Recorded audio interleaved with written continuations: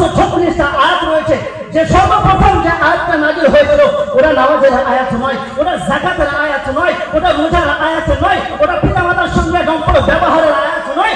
মহাগ্রন্থ মুগটের কোরআনের ভিতরে সর্বপ্রথম যে আয়াতে কারীমটা নাযিল হয়েছিল, রব্বে কারীম বলছে ইকরা, তোমরা পড়ো তোমার রবের নাম দিয়ে। অর্থাৎ প্রথম বাক্যই কোরআনের পড়ো। প্রথম বাক্য কি বা তোমরা পড়ো। এজন্য আমাদের শিক্ষায় শিক্ষিত করতে হবে আমাদের সমাজকে, আমাদের ছেলের ঘর শিক্ষায় শিক্ষিত করতে হবে।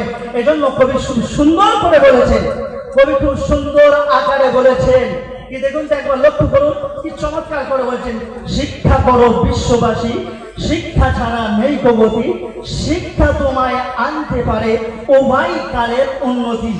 আলোকবিহীন চেরাগ যেমন নেই তার কোনো জ্যোতি, শিক্ষাবিহীন মানবের তেমন নেই তো তার কোনো গতি। শুধু তাই